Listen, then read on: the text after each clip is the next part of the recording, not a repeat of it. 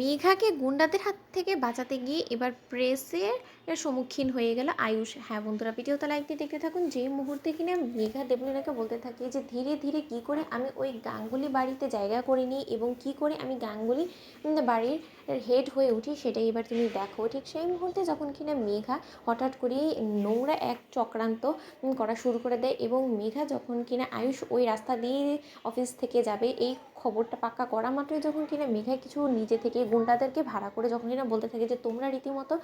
আমার সঙ্গে দস্তাদস্তি করার চেষ্টা করবে, আমাকে অসম্মান করার চেষ্টা করবে এবং সেই জিনিসটা যাতে আয়ুষ্মান গাঙ্গুলি নজরে পড়ে এবং তোমরা যখন কিনা আয়ুষ্মান গাঙ্গুলি তোমাদেরকে এই কাজ করতে বাধা দেবে তখন তোমরা আয়ুষ্মান গাঙ্গুলির দিকে তেড়ে যাবে এবং হুমকি ধামকি দিবে যে আমার প্রাণের ঝুঁকি আছে এবং যে কোনো সময় তোমরা আমাকে মেরে ফেলবে, কারণ তোমরা আমার কাছ থেকে আমার যা কিছু আছে সেই সমস্ত কিছু কেড়ে নিতে চাও, তার পরিবর্তে তোমরা আমাকে মেরে ফেলতে চাও, এরকম যাতে আয়ুষের চোখে পড়ে। ঠিক সেই জিনিসটাই তোমাদেরকে করতে হবে। ঠিক সেই মুহূর্তে যখন কিনা মেঘা তাদেরকে মোটা একটা টাকা দিয়ে তাদেরকে টাকার প্রলোভন দেখে এই কাজটা করায় এবং যখন কিনা আয়ুষ অফিস থেকে রওনা হয়ে যায় এই খবরটা জানা মাত্রই মেঘার সঙ্গে যখন কিনা দস্তাদস্তি করা শুরু করে দেয়, মেঘাকে মলেস্ট করার চেষ্টা করতে থাকে সেই গুন্ডারা, ঠিক সেই মুহূর্তে আয়ুষের নজর দিয়ে পড়ে এবং আয়ুষ যখন কিনা মেঘাকে বাঁচানোর জন্য এগিয়ে যায় এবং সেখানে গুন্ডাদের সঙ্গে দস্তাদস্তি করাকালীন যখন কিনা মেঘাকে খুন করার জন্য তারা তেড়ে আসে, ঠিক সেই মুহূর্তে মেঘা বলতে থাকে যে আয়ুষ তুমি এখান থেকে সরে যাও, নয়তো বা ওরা তোমাকে শেষ করে দেবে, ওরা আমাকে শেষ করতে এসেছে, ওদেরকে বরঞ্চ আমাকেই শেষ করতে দাও, নয়তো বা তোমার কিছু হয়ে গেলে আমি আন্টিকে কী জবাব দেবো বলো তো। আন্টি তো রীতিমতো আমাকেই ভুল বুঝবে, আন্টি হয়তো বা ভাববে যে আমারকে বাঁচাতে গিয়ে রীতিমতো তোমার ক্ষতি হয়ে গেছে, আমি কোনোভাবেই চাই না যে আমার জন্য তোমার কোনো রকম কোনো ক্ষতি হোক। ঠিক সেই মুহূর্তে আয়ুষ যখন বলতে থাকে যে বল ওদের সঙ্গে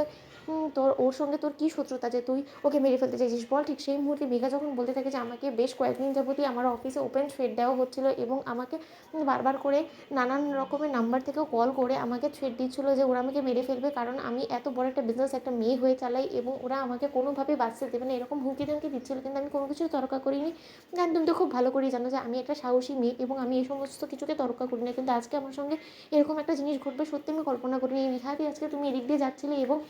তুমি আমাকে বাঁচানোর জন্য এগিয়ে এসেছো, নয়তো আজকে যে আমার কী হতো। ঠিক সেই মুহূর্তে গুন্ডারা সেখান থেকে বেধড়ক মারধর খাওয়ার পত্র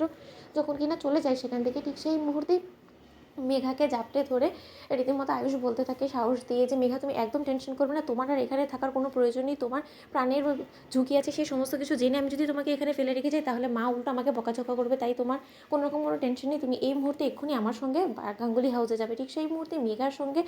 এরকম ঘনিষ্ঠ অবস্থায় আয়ুষ্মান গাঙ্গুলিকে দেখা মাত্র এই খবরটা যখন কিনা মেঘা আগে থেকেই প্রেস মিডিয়াকে দিয়ে দেয় এবং সেখানে যখন কিনা প্রেসের লোকেরা এসে বলতে থাকে যে মিস্টার আয়ুষ্মান গাঙ্গুলি কিছুদিন আগে আপনাকে মাখামাখি করতে অবস্থায় দেখা যাচ্ছিল আপনাদের বাড়ির কাজের মেয়ে অর্থাৎ গাঙ্গুলি গ্রুপ অফ কোম্পানিজের ব্র্যান্ড অ্যাম্বাসিডার কুসুমের সঙ্গে, এখন আবার মেঘার সঙ্গে, ব্যাপারটা কি বলবেন আমাদেরকে? তো বন্ধুরা লাইক এবং শেয়ার করে সাবস্ক্রাইব করতে ভুলো না।